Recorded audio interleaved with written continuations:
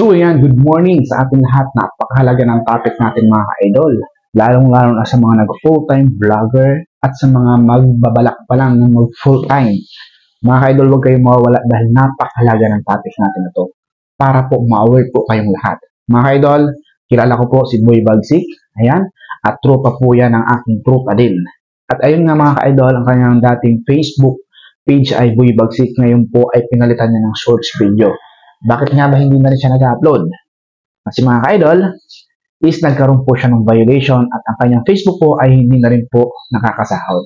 So, my point, mga ka-idol, kung ang Facebook lamang po ang inaasahan mo sa hanap buhay, at kapag ito ay nagkaroon ng problema, apektado yung hanap buhay mo.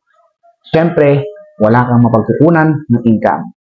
So, kailangan, idol, hindi lang lagi puro Facebook. Kailangan time management. Kailangan meron ka pa rin pong ibang source of income. Kailangan meron ka pong ibang business. Dahil hindi natin alam yung magiging situation natin sa Facebook. Dahil pag yan po ay tulad din po kay Boy Bagsik, nagkaroon po ng problema yung inyong Facebook account, Facebook channel, o kahit mapa-YouTube man po yan.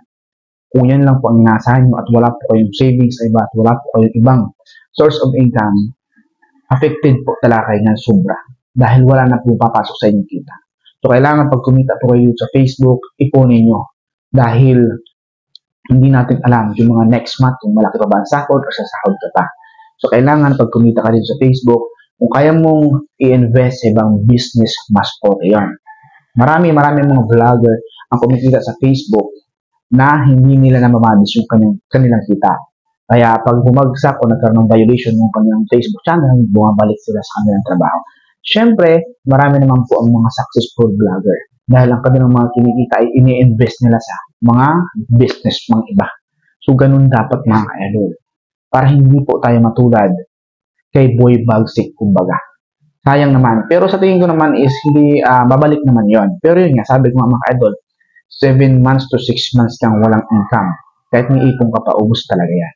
Kung hindi ka marunong mag-manage ng kinikita mo, kung hindi ka marunong mag-invest ng iba, mag-invest sa ibang business, sigurado talagang mauubos lahat ng ipon mo. Napakahalaga na kailangan mag-invest pa. Mga idol, importante yon. Dahil kung lahat ng ipon mo ay iniipon mo lang, tapos pag nawalan ka ng income is, ayun, yun ang uhugutin mo para may pang gastos ka. Ubos talaga yan. Kailangan may balik. Maganda yung rotation dapat ng income. Pag may pumapasok, kailangan is i-invest mo rin siya sa iba. So, yun. Ipon, invest. Napakahalaga. Kaya sana, ganun ka, idol. Huwag ka basta-basta mo full time. Alam mo naman, hindi pa naman consistent yung iyong kita dito sa Facebook. Kailangan consistent. And then, syempre, pwede ka naman mag full time. Basta meron ka pang ibang income. Para mga ka-idol, meron kang backup sa Facebook mo. Ganun. So, yun mga idol, sana nagkaroon kayo ng idea dito sa video nito. At kung nagkaroon kayo ng idea, gusto mo pa ng mga tutorials video ko and ma-update ka sa mga latest video